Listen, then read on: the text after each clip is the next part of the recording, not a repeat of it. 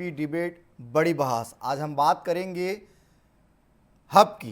जिस तरह से लगातार मोहन यादव दावा कर रहे हैं कि अब मध्य प्रदेश को टेक्सटाइल हब भी बनाया जाएगा। आज गुवाहाटी से मध्य प्रदेश सरकार ने बड़ा दावा किया है वस्त्र उद्योग में एमपी को भारत का अगला टेक्सटाइल हब बनाने का। मुख्यमंत्री डॉक्टर मोहन यादव ने चंदेरी, महेश्वरी, ऑर्गेनिक कॉटन और धार के पीएम मित्र पार्क को इसकी ताकत बताया है। सरकार कहती है निवेश आएगा, रोजगार बनेगा। वहीं कांग्रेस इस पर कई सवाल खड़े कर रही है। विपक्ष का कहना है ये दावे जमीन पर फैक्ट्रियों में बदलेंगे या लैंडलॉक राज्य होने के बावजूद निर्यात की लागत कैसे घटेगी। आज हम इसी पर करेंगे चर्चा। इसके पहले देखिए हमारी ये खास रिपोर्ट।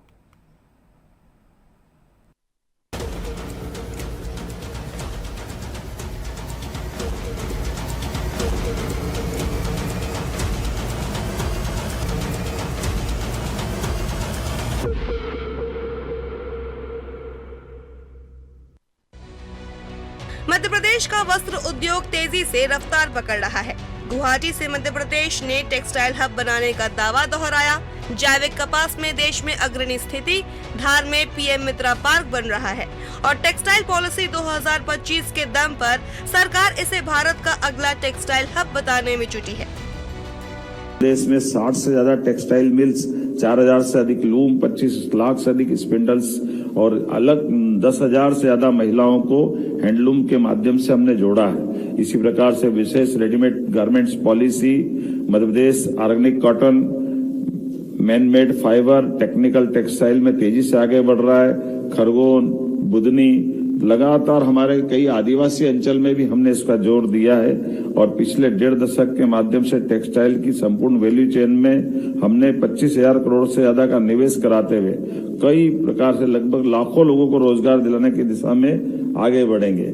मां कामाख्या का आशीर्वाद लेकर के हमारा यह पूरा वर्ष 2026 एक नई उड़ान के लिए तैयार रहेगा। मुख्यमंत्री डॉक्टर मोहन यादव के मुताबिक मध्य प्रदेश कपास से लेकर फैशन और फॉरेन तक पूरी वैल्यू चेन विकसित कर रहा है। धार में पीएम मित्र पार्क से 12,508 करोड़ के निवेश प्रस्ताव आए, जिससे करीब 18,000 रोजगार सृजित होने की संभावना है। चंदेरी, महेश्वरी और बाग प्रिंट जैसे पारंपरिक शिल्पों को आधुनिक उद्योग से जोड़ा जा रहा है। धीरे धीरे करके भारत का वस्त्र उद्योग हमारे विकास में विरासत से विकास की ओर बढ़ते कदम के आज अभी प्रातः काल थोड़ी देर पहले जब हमने अपनी प्रदर्शनियों का अवलोकन किया और हर स्टॉल से कमोवेश एक से बढ़कर एक स्वस्थ प्रतिस्पर्धा में अपने प्रोडक्शन का प्रदर्शन भी किया और हमारे अपने हुनर के बलबूते पर हजारों लाखों साल पुरानी भारतीय वस्त्र परंपरा के आधार पर वस्त्र उद्योग को बढ़ाने के लिए कितने प्रकार से यत्न प्रयत्न चल रहे हैं, उसका अवलोकन भी हो रहा है, उसका एहसास भी हो रहा है। विपक्ष का कहना है कि गुवाहाटी के मंच से किए गए ये दावे कागज पर चमकदार जरूर है, लेकिन जमीन पर तस्वीर अलग है। निवेश प्रस्तावों की लंबी सूची पहले भी सुनाई जा चुकी है। सवाल ये है कि कितनी फैक्ट्रियां चालू हुई और कितने स्थानीय युवाओं को स्थायी रोजगार मिला। लैंडलॉक राज्य होने के बावजूद लॉजिस्टिक लागत खचाने का कोई ठोस रोड मैप सामने नहीं है। धार के पीएम मित्र पार्क में विस्थापित परिवारों का पुनर्वास अभी अधूरा है। पर्यावरणीय मानकों पर निगरानी ढीली है और छोटी टेक्सटाइल यूनिट्स आज भी पुरानी मशीनरी से जूझ रही है। विपक्ष पूछता है, क्या सरकार केवल मंचों पर मध्य प्रदेश को टेक्सटाइल हब बता रही है या सच में उद्योग, किसान और मजदूर की जिंदगी बदलने को तैयार है? मोहन सरकार या भाजपा की सरकार फिर से टेक्सटाइल को उठाना चाहती है तो यहाँ पे कारीगरों की कोई कमी नहीं है, रॉ मटेरियल की कोई कमी नहीं है। कमी है तो केवल और केवल इच्छा शक्ति की। अगर आप अपनी इच्छा शक्ति से फिर से अगर टेक्सटाइल इंडस्ट्रीज़ को बढ़ाना चाहते हैं तो भोपाल का आप देखें टेक्सटाइल मिल बंद पड़ा हुआ है। इंदौर के कई टेक्सटाइल मिल जो कि बड़े बड़े टेक्सटाइल मिल है जिनकी आप ज़मीनें आज बेच रहे हैं। उज्जैन की ज़मीन आपने बेच डाली विनोद मिल की। तो ये सब चीज़ें करके आप क्या टेक्सटाइल को उठा सकते हैं? नहीं उठा सकते। उसके लिए आपको फिर से एक पूरा इंफ्रास्ट्रक्चर खड़ा करना पड़ेगा, टेक्सटाइल का हब बनाना पड़ेगा। सरकार का फोकस अब सस्टेनेबल टेक्सटाइल्स, टेक्निकल फाइबर और सर्कुलर इकोनॉमी पर है। विशेषज्ञ मानते हैं कि अगर टेक्नोलॉजी अपग्रेड, पर्यावरणीय अनुपालन और स्किलिंग पर जोर दिया गया तो मध्य प्रदेश सच में टेक्सटाइल हब बन सकता है। तो सवाल सीधा है, क्या पीएम मित्र पार्क और टेक्सटाइल पॉलिसी 2025 मध्य प्रदेश को कपास से कैटवॉक तक पहुंचाएगी या चुनौतियां इस कपड़े की सिलाई उधेड़ देगी? फैसला वक्त और जमीनी नतीजे करेंगे। Bureau report, TV 24 Bhopal.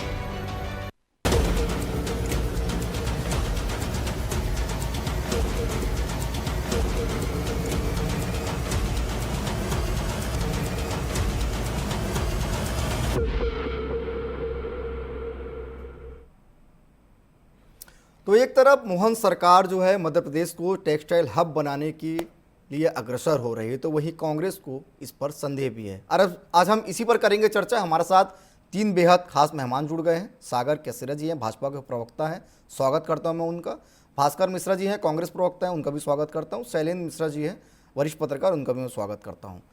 सागर जी, सबसे पहले आपके पास ही आना चाहूँगा। निश्चित तौर पर मोहन सरकार जो लगातार अग्रसर है कि प्रदेश में ज़्यादा से ज़्यादा निवेश आए, ताकि मध्य प्रदेश के जो स्थानीय युवा हैं, जो बेरोजगार हैं, उनको ज़्यादा से ज़्यादा रोजगार मिले। टेक्सटाइल हब बनाने को जो दावा किया जा रहा है, कैसे ये पूरा हो पाएगा? कुलेश्वर जी, आज गुवाहाटी में राष्ट्रीय मंच से जो घोषणा हुई है जी, वह केवल एक भाषण मात्र नहीं, बल्कि मध्य प्रदेश के आर्थिक भविष्य का ब्लूप्रिंट तय है। माननीय मुख्यमंत्री डॉक्टर मोहन यादव जी ने बिल्कुल स्पष्ट शब्दों में कहा है कि मध्य प्रदेश अब सिर्फ कच्चा कपास पैदा करने वाला राज्य नहीं रहेगा, बल्कि कपास से लेकर केटवॉक तक पूरी वैल्यू चेन तैयार करने वाला राज्य बन रहा है। और इसकी कल्पना नहीं है, ये एक ऑर्गेनाइज मॉडल है। ऑर्गेनिक कॉटन में मध्य प्रदेश में देश में नंबर 1 हो चुका है। चंदेरी, माहेश्वरी, बाघ प्रिंट जैसी विरासत पहले से ही हमारी प्रदेश की पहचान रही। अब नर्मदापुरम सिल्क, मैनमेड फाइबर और टेक्निकल टेक्सटाइल को जोड़ करके मध्य प्रदेश को भारत का अगला टेक्सटाइल हब बनाया जा रहा है, जो विकसित भारत 2047 माननीय प्रधानमंत्री नरेंद्र मोदी जी के विजन में मील का पत्थर साबित होने वाला है। और इसकी आज अगर धार में पीएम मित्र पार्क बन रहा है, तो वह सिर्फ एक औद्योगिक जमीन मात्र नहीं है, वह रोजगार का शहर होने जा रहा है, जहां 12,508 करोड़ के निवेश प्रस्तावित है। करीब 18,000 करोड़ रोजगार उससे सृजित होने हैं। और गारमेंट, प्रोसेसिंग, डिजाइन, लॉजिस्टिक्स सब एक साथ एक क्लस्टर में आएगा जी। तो अपने आप में यह पार्क जो है बेसिकली मध्य प्रदेश को नेशन का ग्रोथ का इंजन बनाने की दिशा में बहुत बड़ा कदम है जी। अब कांग्रेस के समय की अपन बात कर लें, मध्य प्रदेश में जो है कपास बेसिकली जो उगता था, तो मुनाफा बाहर के राज्य ले जाया करता। भाजपा ने आज मध्य प्रदेश को सिंपल एक बेहतर स्टेट की ओर लेकर गया, जिसमें मध्य प्रदेश उगाता भी है, बनाता भी है, बेचेगा भी और ब्रांड भी बना रहा है। बिल्कुल। इसीलिए टेक्सटाइल पॉलिसी 2025 के जरिए निवेशकों को जमीन मिल रही है, सब्सिडी, ब्याज, सहायता, ट्रेनिंग, सपोर्ट और महिला श्रमिकों के लिए हॉस्टल, क्रेची जैसी सुविधाएं भी व्यवस्थित तरीके से दी जा रही है। यानी यह नीति सिर्फ उद्योग के लिए मात्र नहीं है, महिलाओं के लिए रोजगार के लिए है, या किसानों के बेहतर दाम के लिए, तो युवाओं और स्किल और जॉब के लिए जी। अब विपक्ष जब पूछ रहे हैं कि लैंडलॉक राज्य है, निर्यात कैसे होगा, तो मैं पूछना चाहता हूं, क्या आज देश इंदौर जो है देश का सबसे स्वच्छ शहर नहीं बन पाया? भोपाल इंदौर मेट्रोपॉलिटन रीजन नहीं बन रहे हैं क्या? बिल्कुल। क्या Delhi Mumbai industrial corridor, multi modal logistic park, air cargo, dry port, ये सब मध्य प्रदेश में आने की तैयारी नहीं हो गई है क्या? तो मध्य प्रदेश लैंडलॉक नहीं है, लॉजिस्टिक लिंक्ड राज्य बन चुका है। और इसीलिए विस्थापन और पर्यावरण की बात करने वालों को भी साफ साफ जवाब पीएम मित्र पार्क में है, जिसमें पर्यावरणीय स्वीकृतियां हैं, ग्रीन टेक्सटाइल है, सस्टेनेबल प्रोसेसिंग और पुनर्वास नीति को अनिवार्य करके एक बेहतर मॉडल तैयार किया है। ठीक है। और मैं भी सुन रहा था जब उमंग सिंगार जी शायद बात कर रहे थे, तो उन्होंने एक बड़ा हास्यास्पद विषय उठाया कि भाजपा सरकार की इच्छा शक्ति की कमी है। लेकिन समझना यह है कि अगर इच्छा शक्ति की कमी होती तो ये सब होता कैसे? पीएम मित्र पार्क बन रहा होता, टेक्सटाइल पॉलिसी 2025 लाई गई होती, ठीक है। इंदौर भोपाल को मेट्रोपॉलिटन रीजन के रूप में विकसित किया जा रहा होता, क्या देश के बड़े टेक्सटाइल और इंडस्ट्रियल हाउस मध्य प्रदेश में निवेश के लिए एक लाइन में खड़े होते क्या? तो ये आरोप ही खोखला है। ठीक है, जवाब ले समझ ही लेते नहीं आ हैं। रहा है कि इनको बयान क्या देना है। जवाब ले लेते हैं भास्कर जी से। भास्कर जी, आरोप ये खोखले हैं, भ्रम फैलाने की कोशिश की जा रही है कांग्रेस की तरह। मोहन सरकार तो एक और अग्रसर है निवेश के लिए। धरातल में आप कैसे देख रहे हैं तमाम चीजों को? नमस्कार कुलेश्वर जी, और अपने को पैनलिस्ट को भी नमस्कार, और आपकी श्रोताओं को भी बहुत बहुत नमस्कार जी।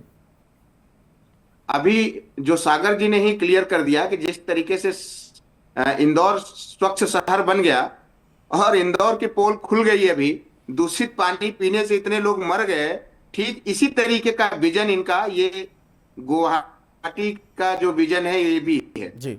ये अभी भाजपा के प्रवक्ता ने ही बोल दिया। फिर भी मैं आता हूं अभी आंकड़ों पर। तो 2003 से औद्योगिक संवर्धन नीति बन रही है लगातार, लगभग 5 या 6 औद्योगिक संवर्धन नीति बन रही है, और हर नीति में जो है टेक्सटाइल्स को बढ़ाने की बात की जा रही थी।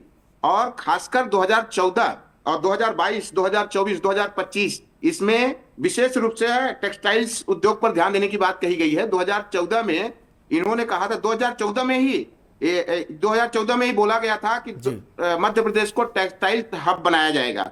लेकिन जमीनी हकीकत क्या है, कहां है टेक्सटाइल्स हब? अगर टेक्सटाइल्स हब बन गया मध्य प्रदेश, तो फिर दोबारा वो ऐसी पॉलिसी लाने की बात क्यों की जा रही है जी। एक बात दोबारा वही बात रिपीट की जा रही है। 2022 में एक कहा गया था कि हम जो है टेक्सटाइल हब बना करके रोजगार सृजन करेंगे, भारी मात्रा में रोजगार सृजन करेंगे। वो रोजगार आज कहां है, किस जगह पे है, कहीं दिखाई देते हैं क्या किसी जमीन में? आज मध्य प्रदेश में रोजगार की हालत क्या है? फिर इन्होंने कहा कि 2000 मेगा पावर प्रोजेक्ट हम बनाएंगे। वो मेगा पावर प्रोजेक्ट कहां है? कुल मिलाकर के आज देखा जाए तो जमीनी हकीकत यह है कि पूरे देश में जो हमारे टेक्सटाइल्स निर्यात की स्थिति है भारत की, उसमें से मात्र मध्य प्रदेश का हिस्सा 4% है। यानी एक तरीके से कैसे कह लीजिए कि पहले भी जुमला फेंका गया और आज भी ये जुमला फेंके जाने की कंडीशन है। दूसरी बात, वहीं दूसरे राज्यों की अगर बात की जाए, तमिलनाडु, महाराष्ट्र, गुजरात, इन राज्यों की अगर बात की जाए तो ये 25 से 30% है कुलेश्वर जी। तो कितने पीछे हम हैं, जबकि 20-22 साल तक भाजपा सरकार चला चुकी है। तो आप ये अपने आप प्रकट करता है कि केवल और केवल ये किताबी और फाइलों की बातें हैं। डॉक्टर मोहन यादव जी के भाषणों की बात है। जैसा कि अभी सागर जी कह रहे थे कि भाषण की बात नहीं है, लेकिन ये जो आंकड़े हैं और इतिहास इनका बता रहा है कि ये भाषण की ही बात है केवल। ठीक है। इनके जहां भी कोई भी पॉलिसी लाते हैं उसका मेगा जो है तो अनावरण करते हैं, खूब पैसा लगाते हैं प्रचार प्रसार में, प्रोपोगंडा में, ढेर सारे कैमरे इकट्ठा करते हैं और तेजी तेजी से मुख्यमंत्री महोदय बात करते हैं। ऐसे शिवराज सिंह जी भी क्या करते थे, और मोहन यादव जी उनसे भी ज्यादा ये कंपटीशन कर रहे हैं कि मैं कितना ज्यादा फेंक दूं ताकि शिवराज सिंह से बेहतर फेंकू दिखूं। जी, मैं आपका जवाब रियलिटी में आप इंफ्रास्ट्रक्चर, अभी लैंडलॉर्ड की बात कर रहे थे, लैंडलॉर्ड स्टेट है अब हमारा, तो आप लॉजिस्टिक इंफ्रास्ट्रक्चर में इसमें आपके पॉलिसी में कौन सा आपने रोड मैप दिया है? फिर इसके बाद जल संकट, सबसे बड़ी बात, जल संकट हमारे यहाँ लगातार पानी का स्तर गिरता जा रहा है। इन्होंने जो कहा एक टी शर्ट बनाने में लगभग 2700 लीटर पानी चाहिए होता है। अब आप बताइए कि लगातार जल स्तर गिरता जा रहा है। जो मध्य प्रदेश के स्टेट के कई ऐसे जो है हिस्से हैं जो कि सूखाग्रस्त हैं, सूखे से जूझ रहे हैं। भास्कर जी, मैं आऊंगा, भास्कर जी तक के लिए सरकार नहीं पहुंचा पा रही है। जी, मैं आपके पास आऊंगा और आपके सवालों का जवाब भी लूंगा। मैं बीजेपी के प्रवक्ता से, मैं वरिष्ठ पत्रकार शैलेंद्र जी के पास जाना पाऊंगा। सर, कई ऐसे दावे होते हैं, निश्चित तौर पर अगर जो सरकार में बैठा रहता है और जो मुखिया रहता है वो यही चाहता है कि प्रदेश में ज़्यादा से ज़्यादा निवेश आए और प्रदेश के लोगों को रोजगार मिले। लेकिन हमने देखा है कई ऐसे MOU होते हैं और उद्योग आने में बहुत वक्त निकल जाता है, तब तक सरकार भी बदल जाती है। तो ये जो अब दावे किए जा रहे हैं मोहन सरकार के द्वारा, आप कैसे देखते हैं? धरातल में ये दिख पाएंगे, उतर पाएंगे और स्थानीय लोगों को इसमें रोजगार मिल पाएगा? ये देखिए, मध्य प्रदेश के जो मुख्यमंत्री हैं डॉक्टर मोहन यादव को लगातार प्रयासरत है। पिछले 2 वर्षों का उनका कार्यकाल भी पूरा हो चुका है जी, और पूर्व में लंबे वक्त से मध्य प्रदेश में भारतीय जनता पार्टी की सरकार है। तो ये जो प्रयास है ये पुरानी पॉलिसी को भी आगे ले जाने के प्रयास है। समय समय पर इन पर बदलाव भी किया जाता है, लेकिन जो मूल जो प्रश्न हमारी इस पूरी चर्चा का है और सभी के मन में है कि ये जो आपने जैसे भी पूछा MOUs है जो साइन हो जाते हैं या जो ऑफर्स उद्योगपति को किए जाते हैं तमाम तरह के आयोजन करके, तो अभी जैसे बहुत बड़ा GIS भी पिछले साल हुआ था मध्य प्रदेश में, ग्लोबल इन्वेस्टर समिट भी किया था, और लगातार हमारे प्रदेश के मुख्यमंत्री डॉक्टर मोहन यादव अन्य जगह भी हिस्सा ले रहे हैं, जैसे आज भी ले रहे हैं। मेन बात यही है कि जो MOU जो हो रहे हैं या जो प्रस्ताव आ रहे हैं जो मिल रहे हैं, सरकार जो बड़े बड़े आंकड़े दे रही है वो आखिर धरातल पे कब नजर आएंगे। जनता भी चाहती है बेरोजगारी कैसे कम होगी, ग्रीन चैनल उद्योगपतियों को कैसे मिलेगा। जैसे भी आपके कार्यक्रम में लैंडलॉक की जो बात आ रही है, हम लोग लैंडलॉक स्टेट है क्योंकि हम लोग महाराष्ट्र गुजरात के पोर्ट्स पर निर्भर है, तो उसके लिए एक सुगम रोड नेटवर्क होना चाहिए, रेल नेटवर्क होना चाहिए। उसकी क्या स्थिति है, तो इस वक्त सरकार काम कर रही है, इस बात में कोई दो राय नहीं है, लेकिन मुख्य बात यही है कि जनता जो चाहती है वो चाहती है कि उसके ऊपर टैक्स की मार कम हो, उसके परिवार के जो सदस्य हैं उनको प्रॉपर रोजगार मिले, शिक्षित बेरोजगारी जो है वो प्रदेश में ना बढ़े। तो इन सब चीजों के लिए सरकार को अब जैसे 2 साल हो गए, तो सरकार को ये भी बताना चाहिए कि इन 2 वर्षों में हमने जो MOU किए हैं या जो प्रस्ताव उनको प्राप्त हुए हैं उनकी विसंगतियां हमने किस स्तर पर दूर कर दी है, जमीन पर हमने कितना उद्योग का हमारा इंफ्रास्ट्रक्चर का काम शुरू हो गया है। सिंगल विंडो की जो बात होती है पांडे जी, सिंगल विंडो आखिर मध्य प्रदेश में कब उद्योगपतियों को मिलेगी। औपचारिक रूप से हमारी भी चर्चा कई अलग अलग स्टेट्स के लोगों से होती है। अभी हाल ही में 1-2 हफ्ते पहले भी कुछ लोग मुझसे संपर्क में आए थे और उन्होंने अपनी व्यथा भी बताई थी। तो मुख्यमंत्री जी के जो चैनल के जो लोग हैं, मतलब मैं बड़े खुले तौर पर बोलना चाहूंगा, इस पूरे इंडस्ट्री का मामला हो चाहे टूरिज्म का मामला हो, जो अधिकारी और मुख्यमंत्री के बीच का जो समन्वय है और जो नीचे के व्यापारियों को या इन्वेस्टर्स को जो मिलने का जो समन्वय है, अभी सबसे बड़ी दिक्कत तो वहां पर है, क्योंकि एक अनुभव भी किया जाता है कि ज्यादातर उद्योगपति जो होते हैं वो पॉलिटिशियन से सीधे बात करना चाहते हैं, ठीक है, वो दफ्तरों के चक्कर नहीं लगाना चाहते हैं। तो राज्य की जो हमारी सरकार है, कॉटन वगैरह इस हम तकनीक पे ना जाए, जो सामान्य बातें हैं जो हमारे दर्शक भी समझे, निवेश आए बहुत अच्छी बात है, स्वागत है, बड़े बड़े आयोजन हो रहे हैं, उनमें बहुत भारी भरकम खर्चे हो रहे हैं।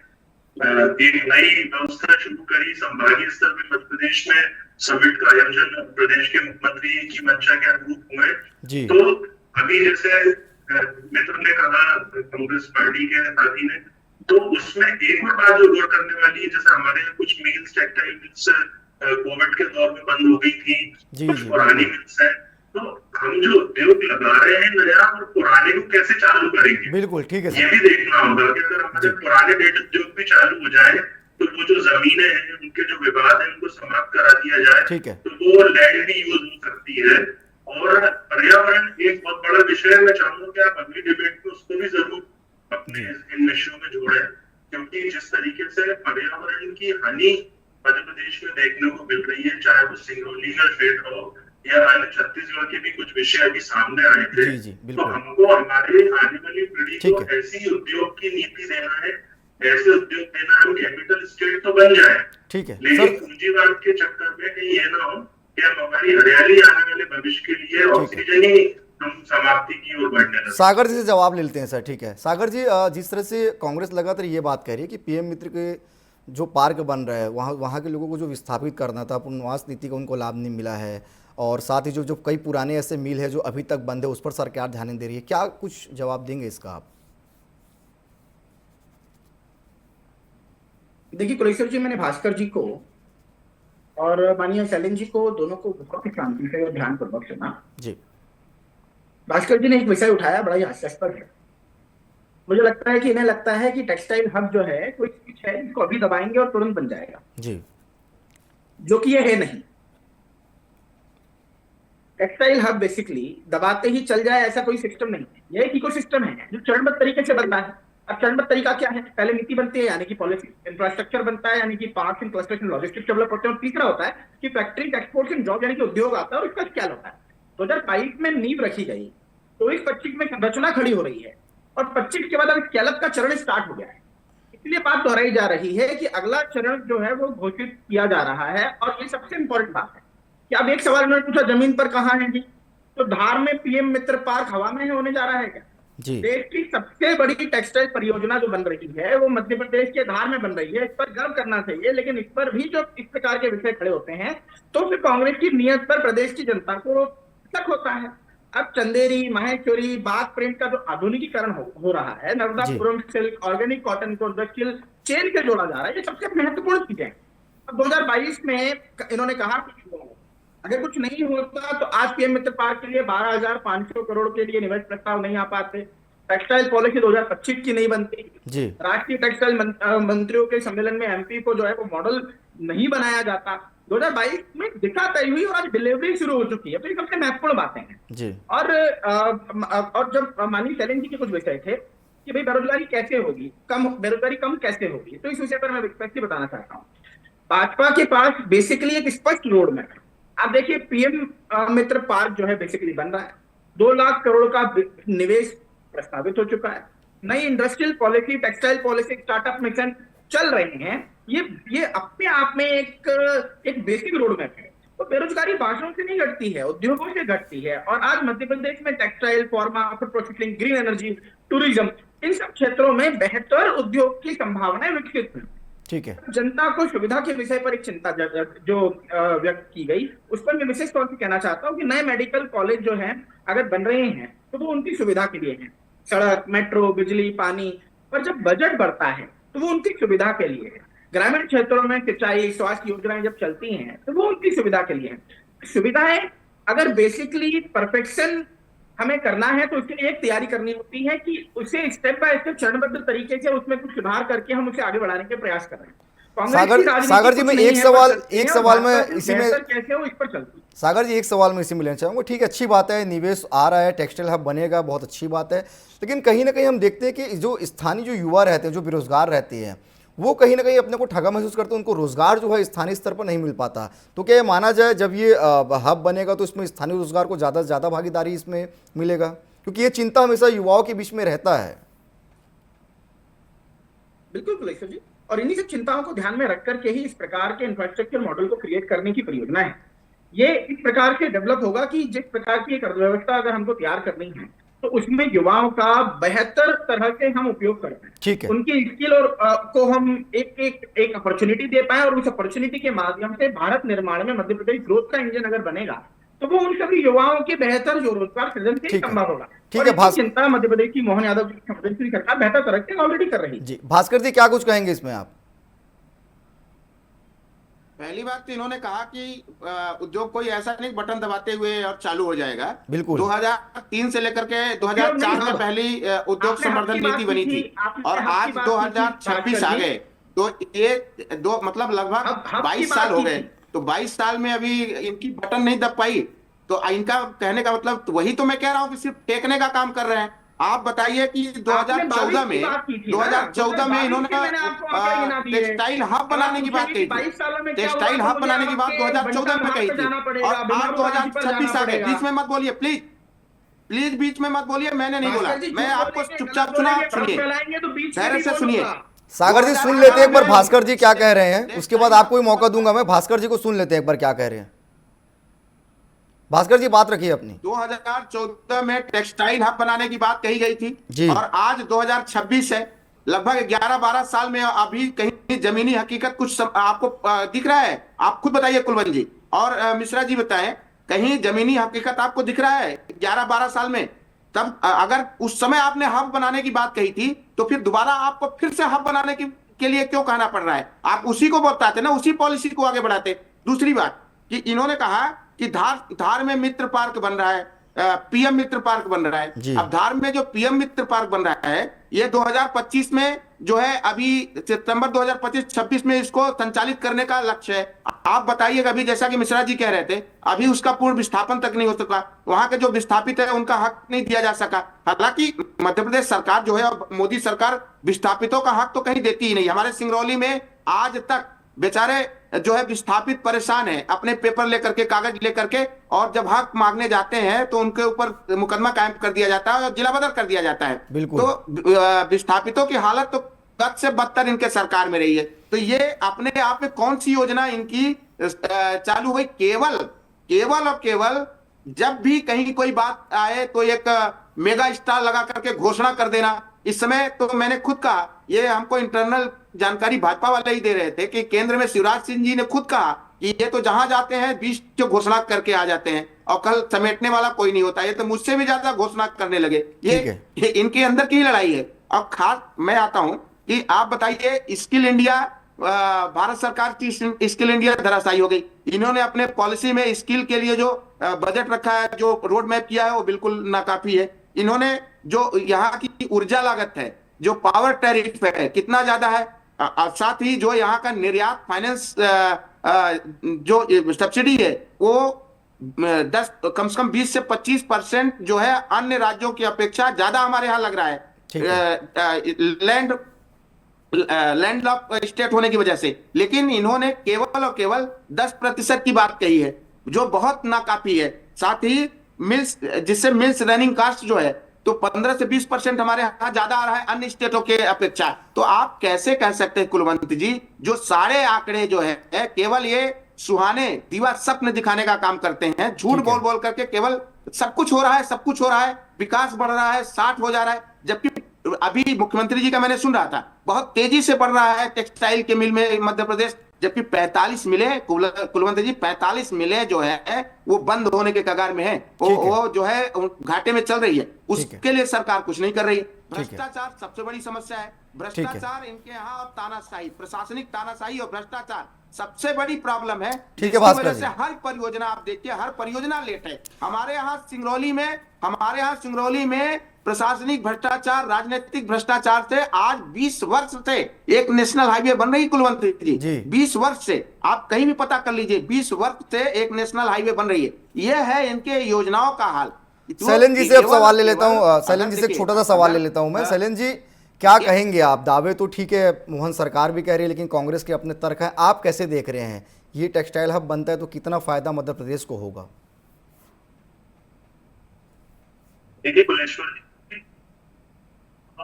सरल भाषा में ही बोलूं मैं, इसमें कोई अतिरिक्त ज्ञान बांटने वाली कोई जैसी स्थिति नहीं है जी। जब कोई भी उद्योग किसी भी राज्य में, किसी भी शहर में पहुंचता है तो वहां पर बहुत तरीके से अवसर प्राप्त होते हैं लोगों को, तो सरकार को, आमजन को भी अवसर मिलते हैं। इंफ्रास्ट्रक्चर का डेवलपमेंट होता है तो बहुत सारे लोगों को वहाँ निवेश का भी आसपास अवसर मिलता है, क्योंकि जब कहीं डेवलपमेंट होता है तो एक बड़े लार्ज स्केल पे होता है। इससे हम लोगों किसी को कोई दिक्कत नहीं है, बड़ी सामान्य सी बातें हैं। जैसे सम्मानित सागर जी ने अभी कहा कि कोई भी चीज आती है, बनती है तो टाइम लेता है। तो सभी को मालूम है, जब शिशु जन्म लेता है तो उसको चलने में, बोलने में वक्त लगता है।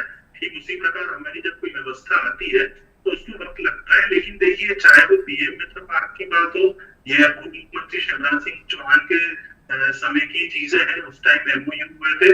वर्तमान मुख्यमंत्री जो है उसको आगे बढ़ा रहे हैं। 23,000 करोड़ के लगभग का निवेश है, 1300 एकड़ के लगभग 91 लोगों को जमीनें भी उद्योगों को दी गई है। बात बस यही आती है कि आप आकर्षित कर रहे हैं, सब्सिडी दे रहे हैं, सारी बातें हैं, एक खाका तैयार कर रहे हैं, लेकिन अकाउंटेबिलिटी भी बनती है कि भले छोटे स्तर पे या बड़े स्तर पर जो रोजगारों के जो सृजन हो रहे हैं। देखिए अभी सबसे बड़ी समस्या तो ये है कि हमारे जो वर्तमान मुख्यमंत्री है पायलट जी, इनको भी जो ब्यूरोक्रेसी है, जो अफसरशाही है जो मध्य प्रदेश की, उन्होंने भी फीता काटने में और घोषणा करने में लगा दिया है।